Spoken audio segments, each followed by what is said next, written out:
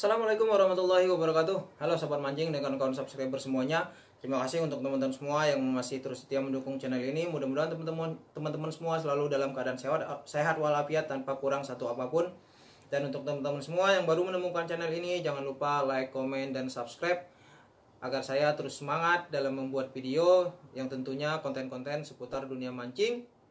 Dan jangan lupa juga nyalakan lonceng notifikasinya agar teman-teman semua tidak ketinggalan ketika saya mengupload video baru. Oke sobat mancing dan kawan-kawan subscriber semuanya, langsung saja kali ini saya akan berbagi video mengenai piranti dan settingan yang baik untuk kita gunakan dalam mancing ikan mas di empang atau lomba.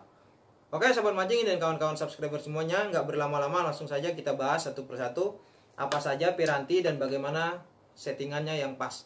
Oke, yang pertama kita gunakan reel ukuran sedang, yaitu reel ukuran 2000 sampai 3000.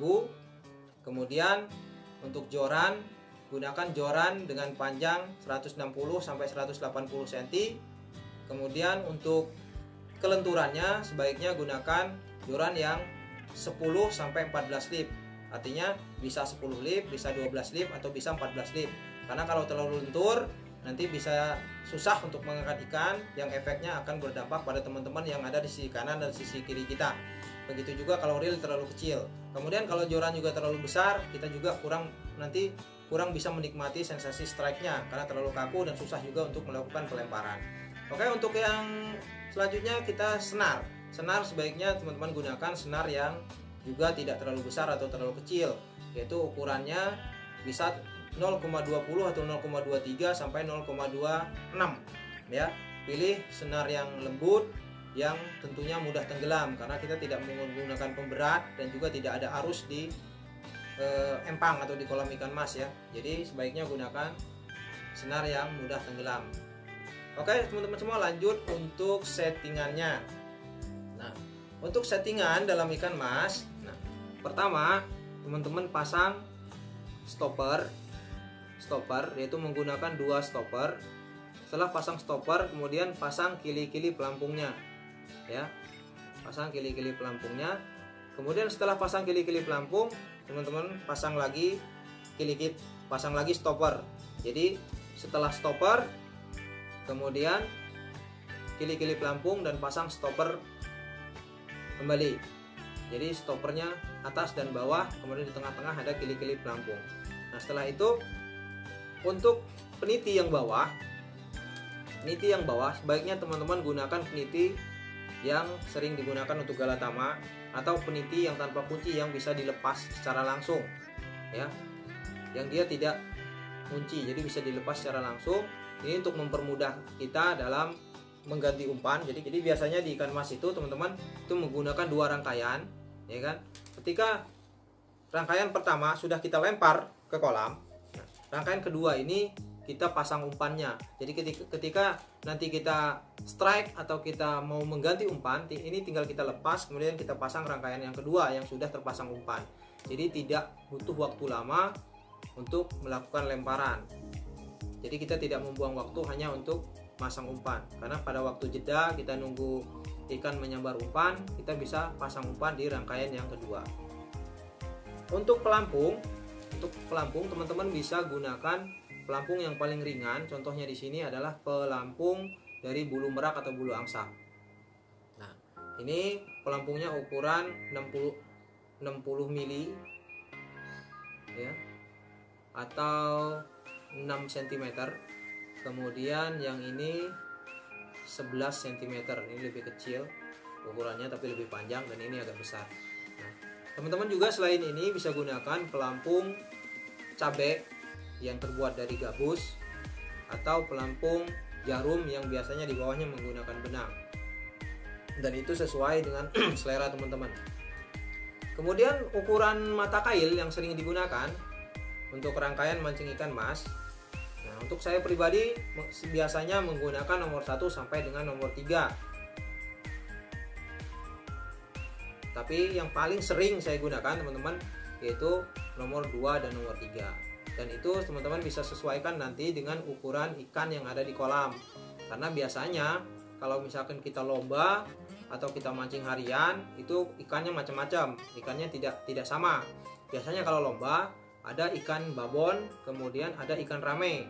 Nah, ikan rame ini biasanya tidak ukurannya tidak sama juga. Ada di kolam ini kita mancing, ada yang ukuran ikannya 1 kilo itu 3, ada 1 kilo 4, ada juga yang sampai 1 kilonya 5, akhirnya kecil-kecil sekali. Jadi kita harus menyesuaikan mata kail yang kita gunakan supaya nanti kita bisa lebih banyak strike gitu, tidak boncos lah setidaknya gitu. Nah, kemudian teman-teman semua, mungkin ada pertanyaan, kenapa kok di atas pakai stopper, kemudian di bawah pakai stopper? Bukannya cukup stopper yang atas untuk menahan pelampung saja? Nah, oke, di sini saya jelaskan ke teman-teman semua. Kalau misalkan tidak menggunakan stopper bawah seperti ini, misalkan tidak ada, hanya menggunakan stopper atas seperti ini. Nah, ketika teman-teman akan melakukan lemparan, itu biasanya rangkaian itu akan nyangkut, ya kan, atau kusut dengan pelampung karena rangkaian itu terlalu dekat atau sama dengan pelampung. Ini sejajar dengan pelampung seperti ini. Nah, ini bisa nyangkut teman-teman. Apalagi kalau ini ada umpan dan kita melakukan lemparan. Lemparan kita kasar sedikit atau kurang tepat, itu sudah bisa membuat ini kusut atau nyangkut di pelampung. Dengan adanya stopper yang bawah ini, ya kan, selain yang atas ini, dengan adanya stopper yang bawah ini, teman-teman bisa membuat jarak antara pelampung dengan rangkaian seperti ini. Jadi tidak kusut. Atau kalau misalkan sudah pasti antara jarak, misalkan kedalaman airnya, atau mau dibuat mati pun pelampungnya seperti ini tidak masalah. Nah, jadi bisa dijepit seperti ini, pelampungnya bisa mati.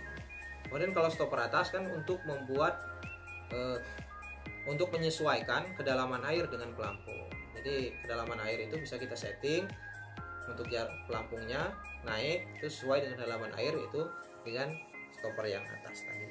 Nah, itu dia sedikit dari saya mengenai piranti atau alat, kemudian dan settingan untuk mancing ikan mas yang sering saya gunakan, dan ini juga sering digunakan oleh para master di mancing ikan mas saat saya lomba. Jadi saya sering ngeliat, sering ngobrol, nah seperti itu ya teman-teman.